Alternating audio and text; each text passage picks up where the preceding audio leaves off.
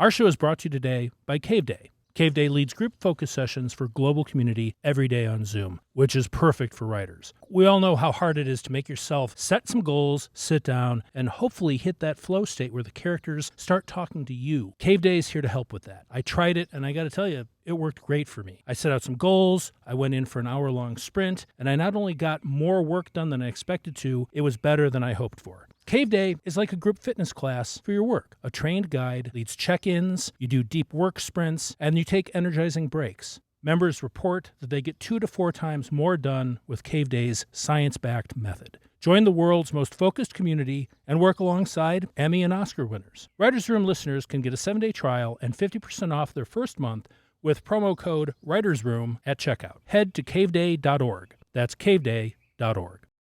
Hey, Sam, you come up with that intro line? You didn't tell me that was today.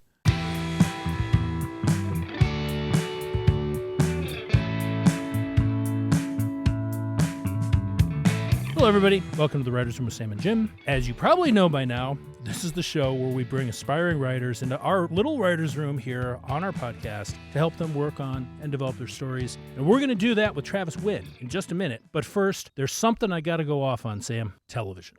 Again. Always about television. No, what I was thinking about was how, as TV writers, we feel some responsibility in how we write scripts, the stories we tell, the way we talk about different subjects, the way we handle things, because TV is a mirror of society, or it should be. People watch television and they see parts of their own country they might never see in person, and it might be the only exposure they get to some things, depending on where they live and their life experiences.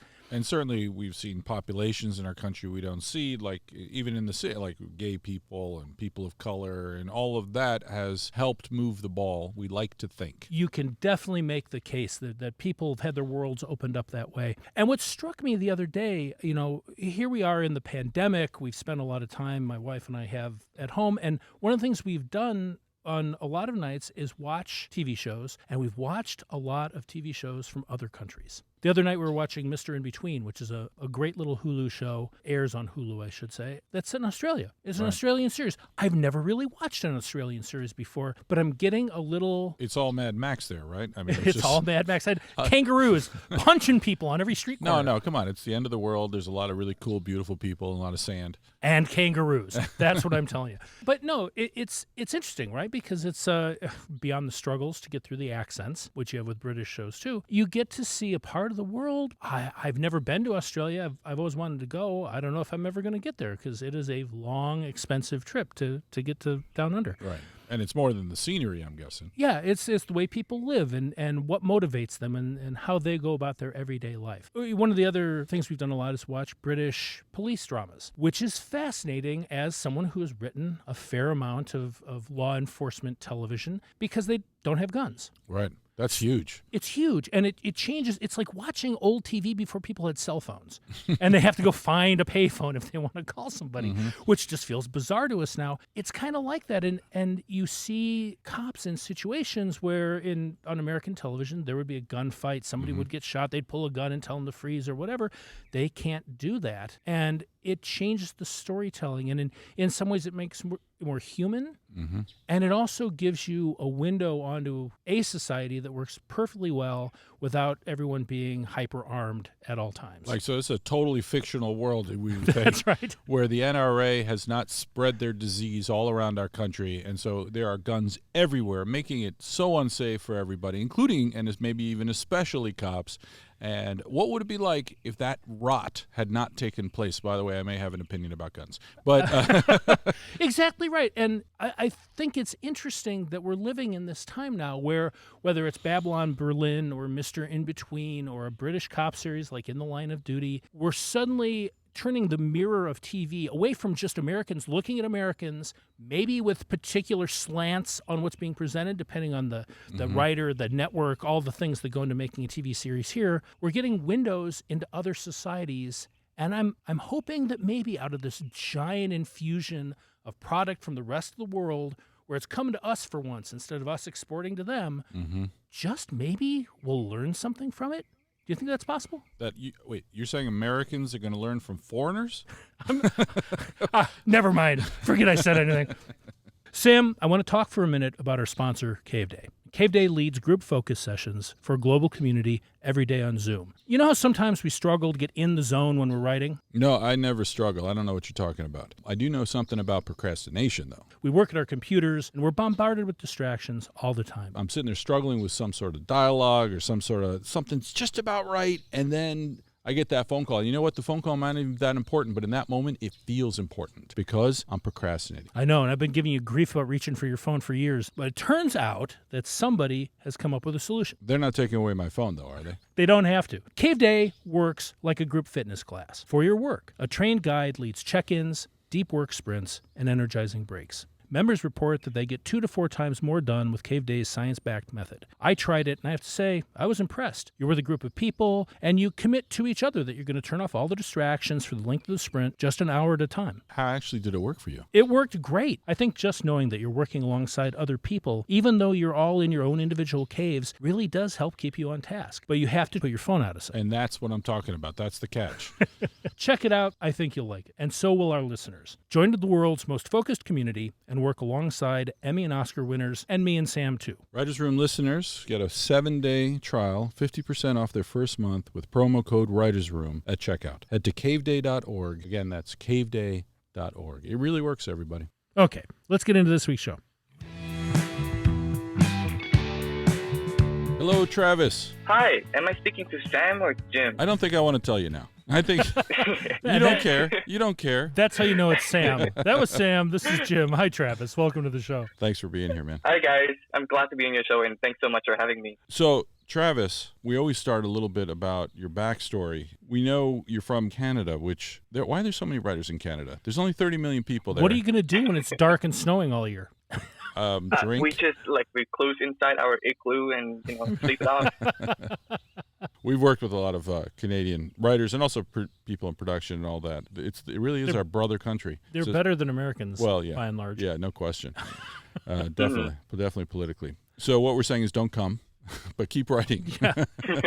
Or please come and make things better here. One of those two things. So tell us about this show. What kind of television do you want to write? I want to disrupt the TV industry because most of the shows now, I feel like they're too generic and they've been done so many times. So I want to create something that's different, intriguing, and yet you can still relate to it. Mm-hmm. Does that make sense? Of course. I think we all want to do that in the beginning before we're slowly ground down. Yeah.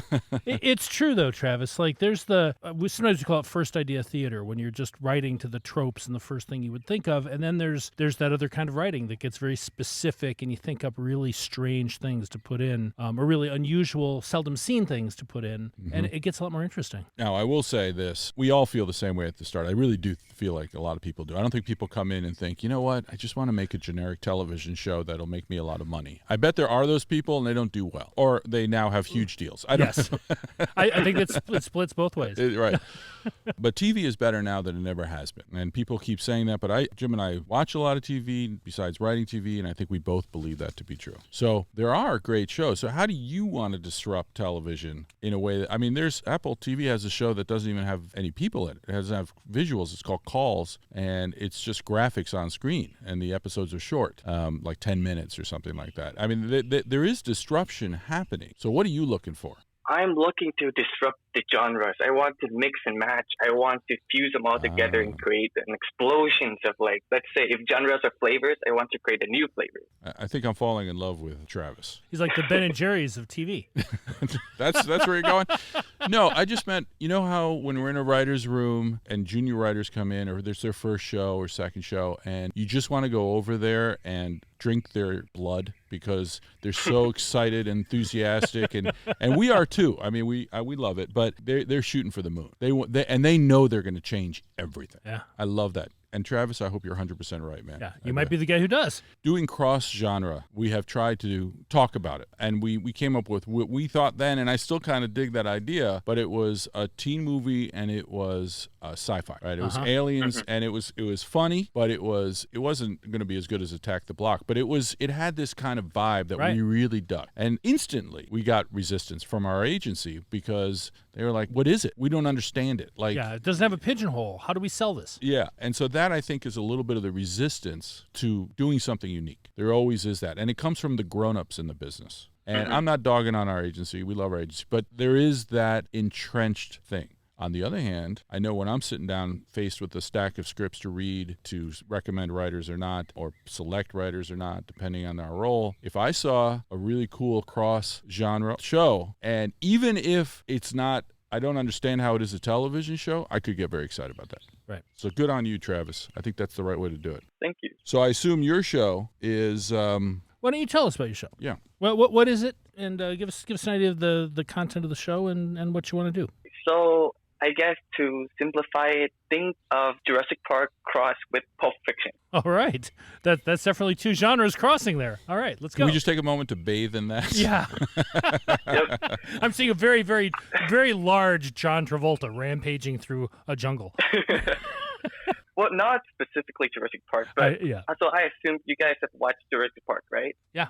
Of course. So hypothetically, if we had a technology to bring back dinosaurs from their DNA stuck in a mosquito, like from a million years ago, why don't we bring back actual people? Like, isn't it so much better than just like animals? Like, why don't we bring back Albert Einstein or like genius like that and let them have all the technology and all the knowledge and let them make the world better? And Yeah. that's the premise of the show. But that's not a cross genre yet, right? So where's the other part? It's waiting for the Pulp Fiction part. Yeah, that's the sci-fi part. Okay, so we're bringing back Right. historical figures, which, by the way, we have seen before. I mean, I don't want to. I'm not dogging on your idea at all, but I'm saying that's a trope. There's many. You can use a machine. You can use a mystic. You can use sci-fi. DNA in your case. Yeah.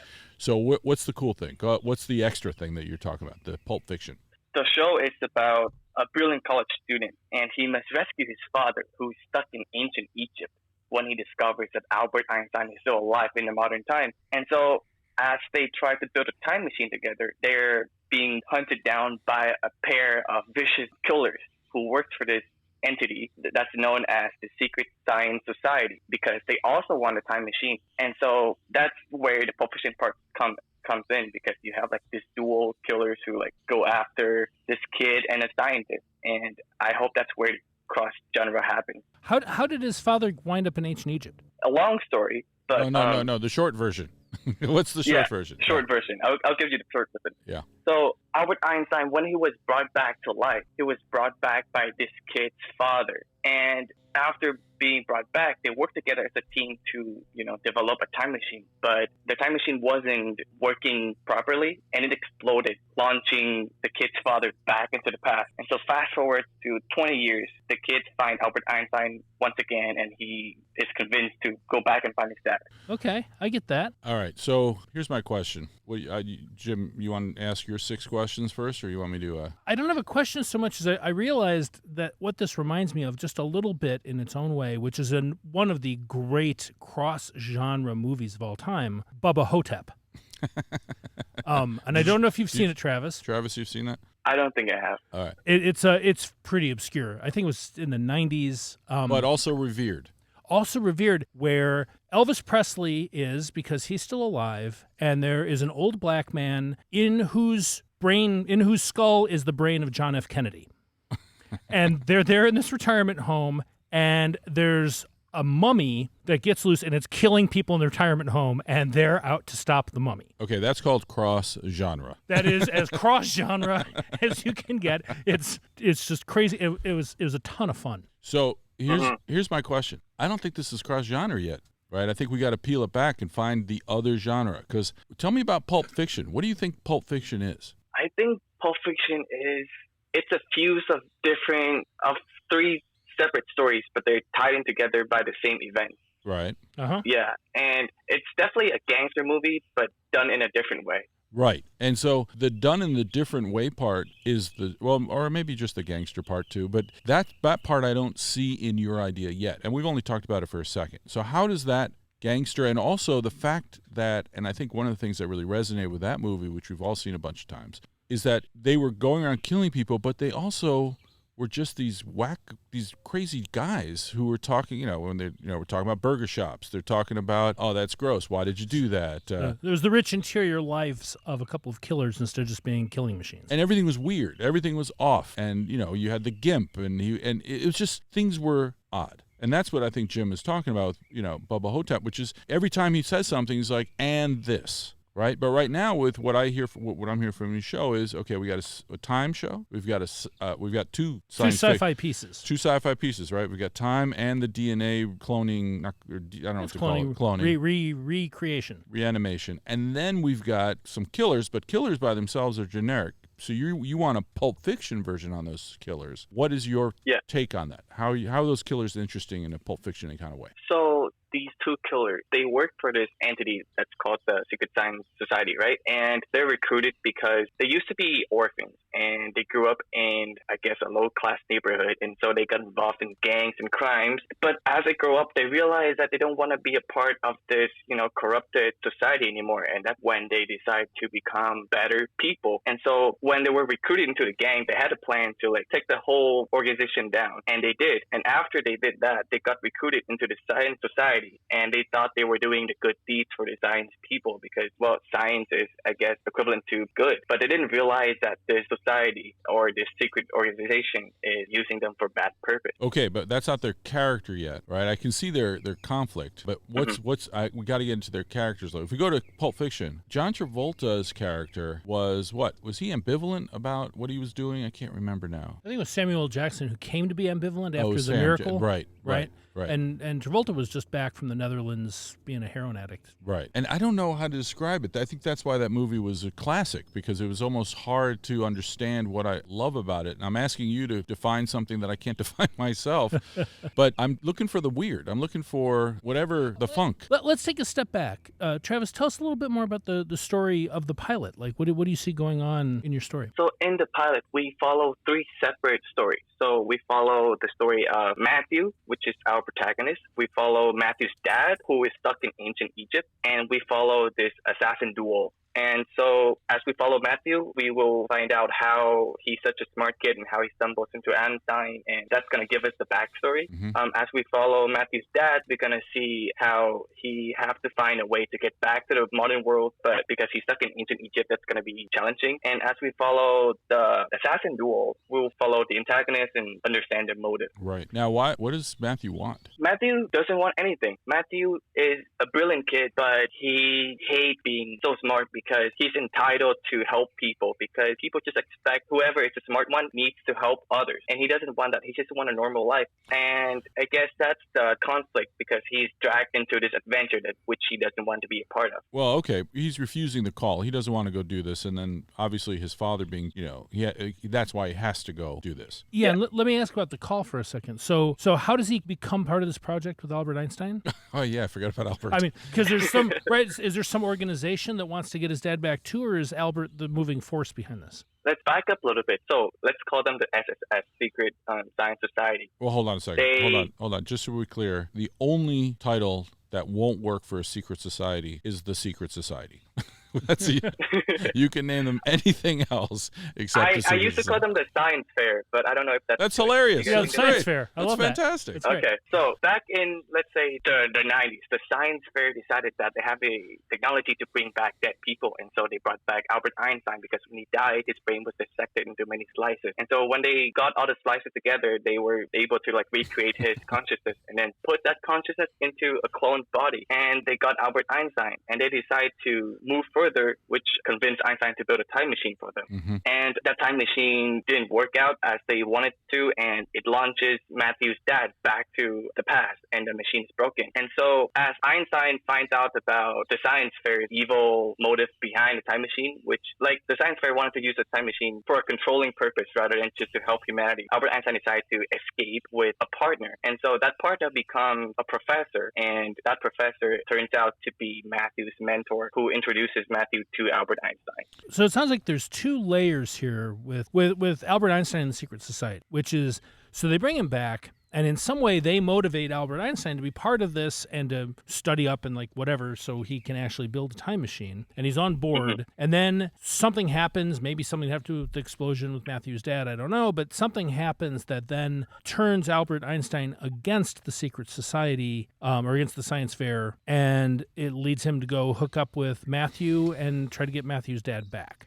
Something like that? Yeah, you got it. Okay. I would like to represent the less smart people of the world and say, you do a good job of that. I am bleeding from my ears and my nose at the same time from trying to track all the storyline, the plot that you guys just talked about. I don't think it's that complicated. I think you get that on the page pretty The thing clearly. that it's not about the complication really. For me, it's like it's so much extra. I really just want like A to B to C. You know what I Yes. mean? And the A to B to C, I need a lot less. And In the pilot, I should say, in the pilot. Right, and I'll add another layer to that struck me. I think it's actually tremendously interesting, potentially, if you're going to track Matthew's father's storyline in ancient Egypt. I have no idea what that means. I have no idea what that milieu is. I don't know what he's into. That's interesting. Is he like leaving messages on pyramid walls for his son to like decipher in the future? Like Kind of like, what was that movie? a bunch of them. Frequency. Frequency. Yeah. Who Right. was in the 50s. And And they he had a was, radio connection across Right, 40 and- years or whatever it Right, was. but then also he left messages because he knew His son would find his them. son would find them. But anyway, but what I want to say is, so what you have is sort of, you have two different timelines. You have ancient Egypt and the modern time. And in the modern time, you also have the two different POVs on that, which is the Matthew Einstein Project POV, and then you have the killer's POV. Except it sounds like you're imbuing the killers with a sort of a sense of their own morality that may or may not ultimately line up with the science fair. Yeah. All right. So you have sort of three players, and now's the point where I join Sam and say, okay, there's a lot going on. Which isn't a bad thing. There's just a lot going on. Well, it's a lot going on plot-wise, right? That's the problem. We haven't talked about Matthew enough for me. Like, if I'm with Matthew as he's finding out all this insanity, I'm with you. Right. I mean, it sort of feels like this, and maybe it's just because I have Bubba Hotep on the brain, right? Right. But it sort of feels like Yeah. it wants to be more of a romp and less of a, like, deeply complicated thing. How do you Am I feel reading about that it? wrong? Yeah, no, definitely. I definitely see it as a romp more than like a sci-fi show. Okay, that's good. That helps, because then a lot of this stuff a lot of the concerns here get a lot lighter if you're not going to live in intricate plotting, and it's Right. you're just sort of referencing something, and then people are running around and there's whatever mummies in the hallways. And that I think helps with it helps with believability. It helps with the logic of it also because You're not sweating the details. so yeah, much. and you're not sitting there trying to explain everything. Which, by the way, you can never explain sci-fi to everybody's Yeah. satisfaction. It was the downfall of our time working for Sci-Fi the network, because at the time they were run by people who wanted to everyone to explain everything. It's like, no, you Yeah. can't do that. the more you explain sci-fi or supernatural, the more holes there are. Yeah, it's, So you have to. That's why I want to steer away from like the whole time concept and time traveling as much as I could, and just focus on the adventuring part of it.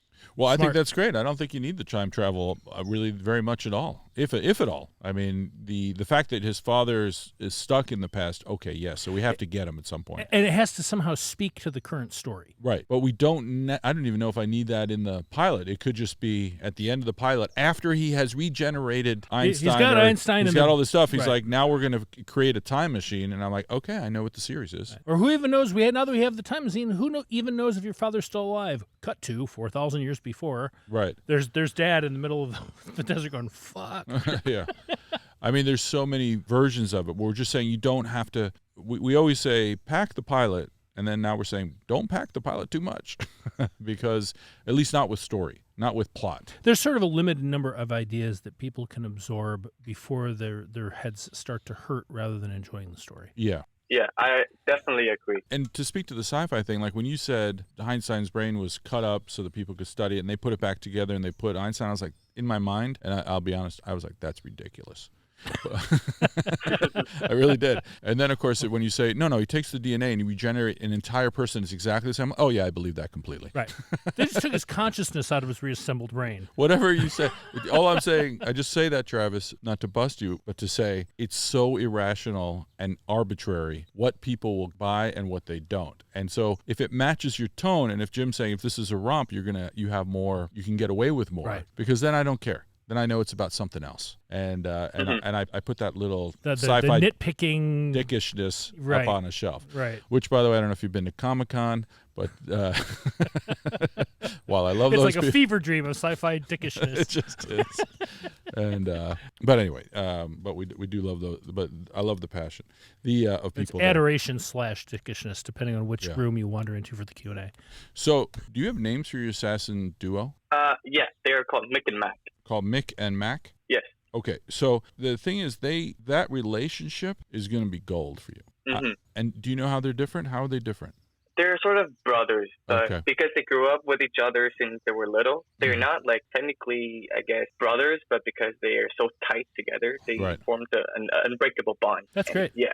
No, I think that's great, but the question is, how is that, like, how does that look? What does that look like? I'll give you an example. Hold on. I'll give you an example. This is just a thing that came to me on Ocean's 11, 12, or 13. One of them, they had James Caan's son, Scott Caan, and he had a brother, and they were the getaway guys. But they were like 12 years old to each other. Oh, they were talking about dickishness. Yeah, they were they just Yeah. were annoyed with each other, and they met. And of course, it interfered with the plot that, which they knew, the writers knew it would, and that was smart. And it was just that slice. I'm not saying that was a very broad, funny thing, but they had a relationship that was clearly defined before they started deciding to go rob the casino or whatever the plot was in that one. You know what I mean? So what's these guys' Yeah. story? What's their thing? Mick is the smarter one, but he's also the quiet one. So he observes, he makes assumptions, but he doesn't say it out loud. In the meanwhile, Mac is, I guess, more irrational. He do things before he can think if it's logical to do it or not, Mm-hmm. but he gets things done. But maybe not in the best way, but he gets things done. Okay.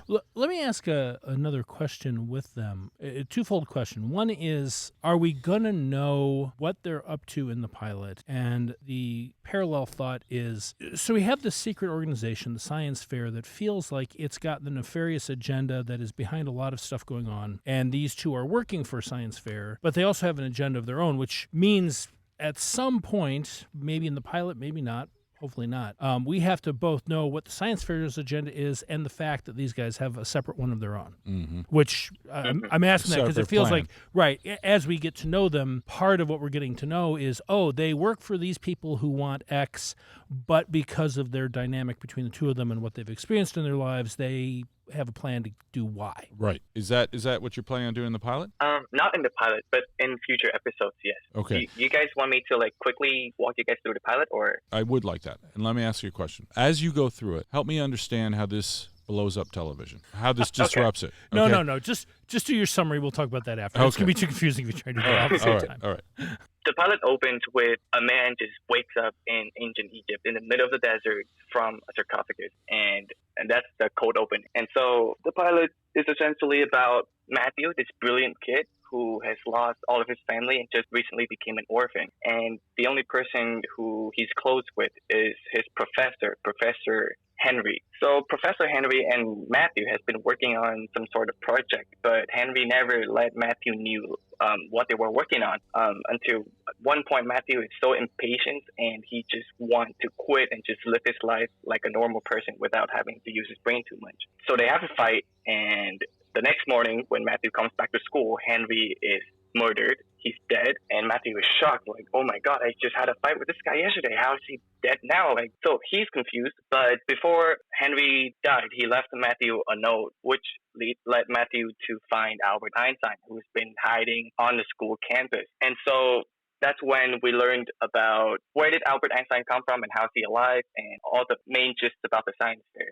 And we also, at the same time, we intercut with like how Mick and Mac is working for the science fair. So Matthew is forced to cooperate with Albert Einstein because he learned about his father who's stuck in the past. And now they have to build a time machine. And at the end of the episode, they are like the bad guys are closing in, and the cliffhanger is when Mick and Mac find Matthew and Albert Einstein. Okay, so it feels like the tension here is, it sounds like if they're killing Professor Henry, Mick and Mac are actually, though we don't quite know it, trying to stop Science Fair from achieving their nefarious goal, but that same goal is necessary for Matthew to achieve with Albert Einstein if he's going to get his father back. Is that the basic plot tension? But then isn't the problem that they all have the same goal? Well, having the good guy and the bad guy both have the same goal, but with different intentions and different prices, isn't...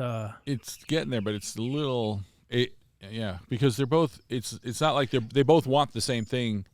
They both want the father. Say one to kill him, one to exploit him. Okay, then their goal is different. Their short term is get the guy, but that's not their goal. Their goal is actually they're tired of doing bad. You got bad guys who don't want to do bad anymore, and I like the idea of conflicted bad guys, a hitman. I mean, you got what's it? Get Shorty, the Epic show right now. Yeah.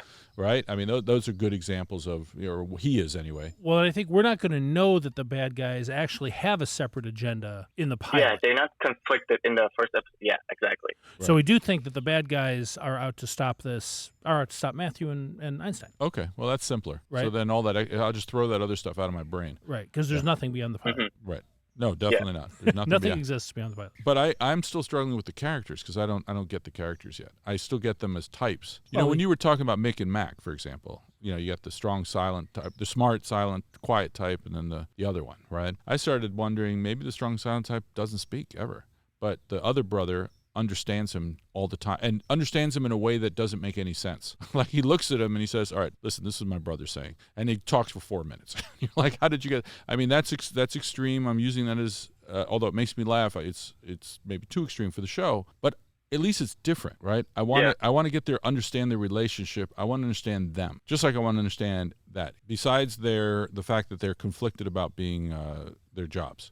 To me, what's so interesting about them is that they come from a background where they knew nothing about science. Like they grew up on the streets, and now they're put in a position where they have to track down scientists with all this complicated device and science, and they will like have to figure out how to, I guess, track these scientists down. I get that, but that's not personal. That's their goal. What are they like? I mean, if I met them at a party, what are they like? What are they kinds of characters are they? You know, if I went back to Get Shorty to pick the conflicted hitman, well, in his specific case, he's a workaday assassin. Mm-hmm. And he, at the end of the day, he goes back to his, crappy place, and his marriage is failing because he's in the wrong business and he works too much and he has to lie to his daughter and everything's just sort of crappy. He's looking for something better to do. Right, and he wants to get out of the life, okay. but not out of the life because I hate killing people. He doesn't hate killing people. He does it a lot. He's actually pretty good at it. Yeah, he just is he's just not that interested in it anymore, and it's just off. And that being off is so interesting, I mean that's what made that show, I think, or made that character, I should say. And so when he goes to Hollywood to make it big, it's not because he even wants to be a star. He's like, you know what, this is better. And it's interesting because it's what made it a TV series as opposed to the John Travolta version of that type of character in the movie, who was just a really cool guy who can handle his shit, and that's what he did all the way through, which made him a successful Hollywood guy. Right. This guy's full of conflict and he's trying to figure his shit out, and he falls into Hollywood and starts figuring stuff out. It turns out that's pretty good, especially if you're willing to put a gun to someone's head. Right. That's his secret superpower. Who knew? So it's the conflict and the fact that he's not trying to escape the Mexican cartel. He's trying to escape some local drug dealer in whatever. It's Vegas or outside of Vegas. Something rump or something. Yeah, it's not even Vegas. It's some janky town somewhere, and it all just is not. I haven't seen that before. And it had a good fundamental thing, which is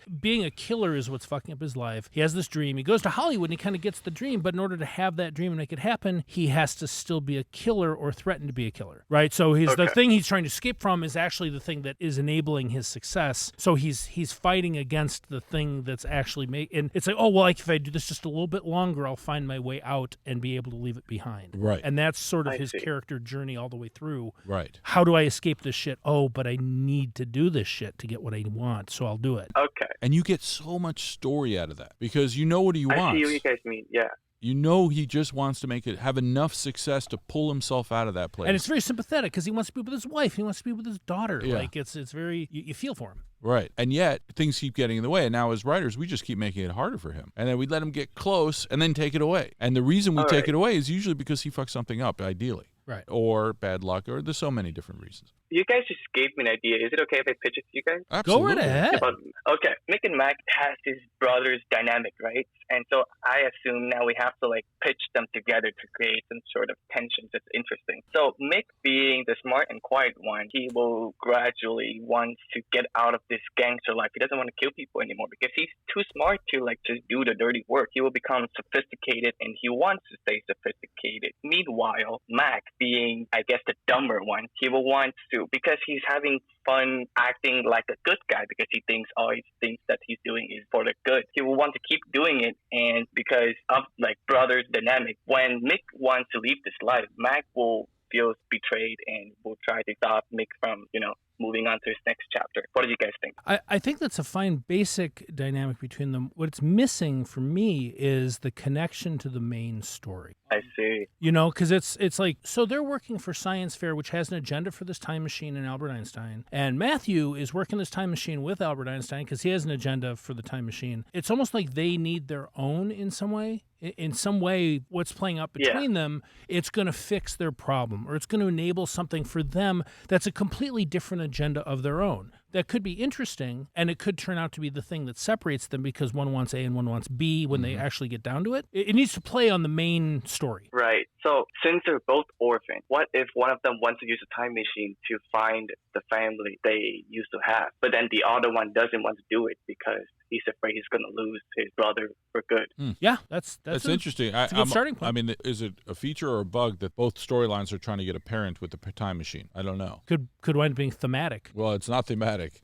I mean, it is that, Well, but it's I mean, from that, like, but it's more than just the theme. It's the whole story. Because it might work if Matthew, say, it sounds like his father's been gone for some period of time. How long has his dad been gone from Matthew's life? Since he was born. Right. So he he's an even know orphan him. too, right? Yeah. So there's a thing here about surrogate fathers, and it feels like Albert Einstein, in what I'm filling in my head, feels some amount of responsibility for having been complicit in the thing that took Matthew's father away. So he has come to Matthew, however it happened, and is willing to build another time machine, even though he knows what the bad guys want, in order to rid himself of the karmic debt, the moral obligation to help Matthew have his father returned to him. So there's a way in which sort of a fathers and sons, parents, obligation, that kind of stuff could be part of the show at a sort of theme level. Well, it's more than the theme level, though. I keep going back to it because it is, we both want to go back in time to find a parent. You're right. But I wonder if the way to twist it is Matthew wants to go find his father and Mick wants to go back and kill his father. Right.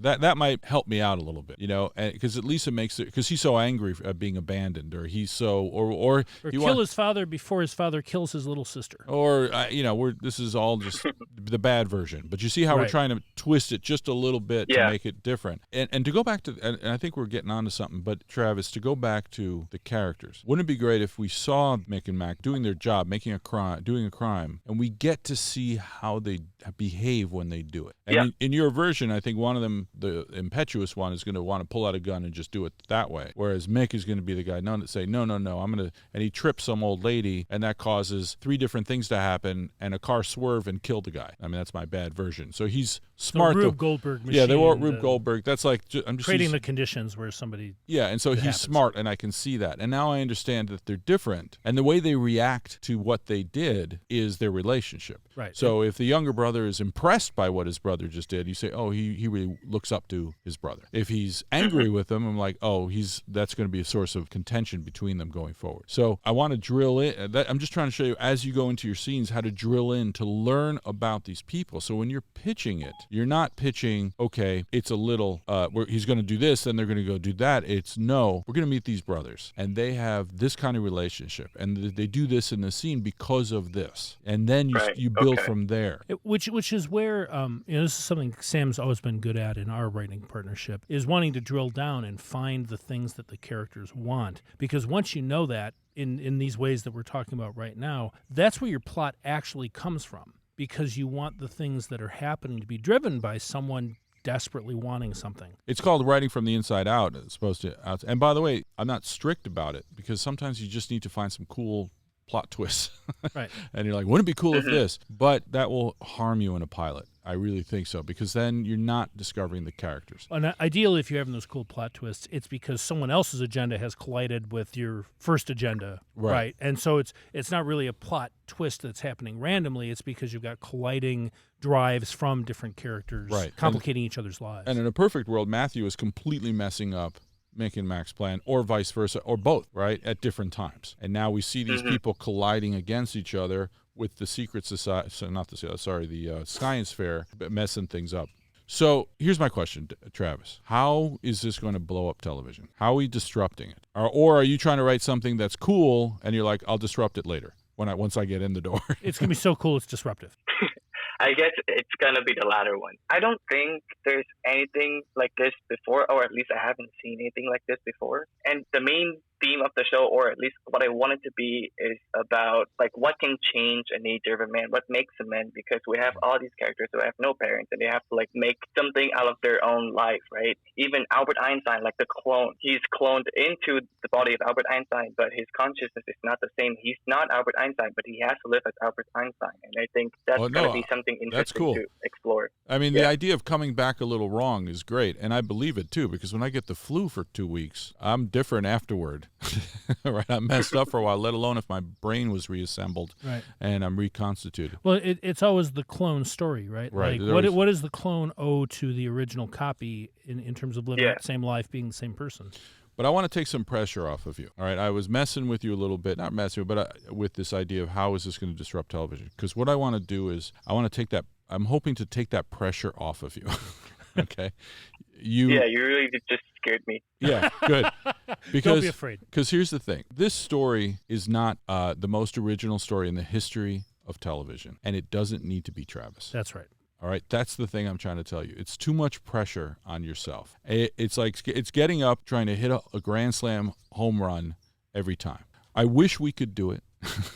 And I will tell you right now, I don't know anybody that can do it. People that are making literally tens of millions of dollars a year put shows on that don't do it. Right. And it's just, this is a very hard thing to do. And I don't want, what I'm hoping for you is not for you to get bound up in trying to do it on this script. Give yourself not only the opportunity to suck. I think everyone, you know about that rule. Don't try to be perfect. The perfect is the enemy of good, et cetera, et cetera, et cetera. But in this case, the things that are original to the character, because Jim and I quoted, I don't know, about 6 movies when we were talking about it, right? Which is an indication that you're picking and choosing from different things that exist. And we've probably seen more stuff than you, because we're older than you, I think. And we've just seen more stuff. And so we immediately go to it. But that's not a bust. That's not a bad thing. The bad thing is if you stick to the tropes and you just do them down the middle all the way. And you're not doing that. But you don't also have to reinvent television with this script. You just don't. You're not going to. And that may stop you from writing a really good script, which is what you need right now. Because that really good script could go out and get you work or get you the next step or just make you better. And then when you have the craft skills, you can say, all right, I know how to write a really good script. That doesn't mean you can write 2, by the way. Jim and I have written really good scripts, and then the next one we're like, what happened? How did we forget how to write? How did that? What? Right. Then you put it down for 3 months, you come back and go, why did we do that? Yeah, this is the muse, and it kind of moves around. But what I'm saying is, so it's not like you're done. But when you can do that, then it'll open you up to being able to disrupt television, right? And Jim, am I kind of in the ballpark here? Yeah, no, I think that's absolutely right. Right? What do you think, Travis? I'm trying not to bum you out. I'm trying to say this could be great without being earth-shattering. And it is a very original idea in many ways. The combination of pieces is unusual, and that's really all you ever get, right? There's always references. You can always look back for any piece of plot or a character type and say, oh, well, I saw something like that. But it's how you put it together. If you can make it all sing and play off of itself. And if you can move us, if you can make me care about these characters that only exist in your brain, that's a miracle when that happens. That's the real miracle. It's the emotional piece. It's falling in love with the killer because he wants out of his life, and we want him to get out of his life and go be a successful Hollywood guy. Yeah. Mm-hmm. Yeah, I definitely agree with what you guys just said. Yeah, I don't think you do, Travis. I think what you're saying is these guys are tired and they've been through this and they've given up on life and they're just shooting the middle because that's what pays the goddamn rent and they just want to be done with it. I hope not. I think it's because no, definitely not. I think I try to overestimate the project, because whenever you underestimate a project, it's never going to work out. So my motto is I always have to overestimate it and expect great things from me and put that pressure on me, so that when the project is finished, hopefully I would just cross that line and just aim for the stars so you make it to the moon. Yeah, maybe halfway is okay. But just make it out to space. It's pretty good already. Yeah. Travis, you're beautiful. I admire that, and I really mean that. If we were in a writer's room together, I would sit right next to you and just sort of bask in that energy. He'd be a vampire. He'd suck all the energy right out of you. I'd be like, this is great. Travis and I came up with an idea. Does it have to be 3D? We're thinking 6D. Can we do 60? But just be sure. But just when you do sit down and read your script, your draft, and it's not what you hope for, Don't give up on it. That's just make sure that you're not so disappointed you're like, God damn it, just walk away. Give it a couple days, come back, and then start pulling things out of the engine and throwing parts around and figuring it out and redoing it. And I just don't want you to be like, I can only marry the most perfect person in the entire world, and we know that never ends well. It worked out for my wife.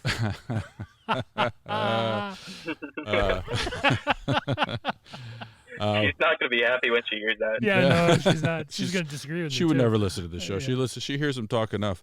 So, Travis, thank you for calling today. I mean, this is great. And you bringing up the syndrome that I'm now going to call the Travis Nguyen syndrome of, shooting for the stars every time, which we should do. But then I hope we're in your brain saying, Travis, that character move was really cool. That's enough, man. Go to the next scene. Did we actually help you here at all? No, yeah, you guys definitely, because when I wrote the show, I didn't really look at the aspect of, I didn't really focus on Nick and Mac at all. I would just focus on the protagonist. But now you guys help me realize I have to come from both sides, and when we meet in the middle, it's going to be even better. All right. That is a good lesson to take away from this. Well, I just learned that too. Yeah. That was good. I got to remember that one. I got to remember that. I think you helped us out here, Travis. All right, Travis. Thank you so much, man. Be well, man. Thank you so much for having me, and thanks again for all the advice. And that's all we've got for you this week. Our producer, J.R. Zamora-Thal, is working the mixing board. Our logo was designed by Julien Debar-Monclair, and our music was provided by Buddha-Rays out of Austin, Texas. If you want to get in touch, we are at The Salmon Gym on Instagram and Twitter. And you can find us on Facebook and YouTube as The Writer's Room with Salmon Gym. And if you like hanging out in the room with us, give us a follow on Apple Podcasts, Spotify, or wherever you get your podcasts. And tell a friend, would you, so we can get JR paid. Thanks, everyone. See you next week.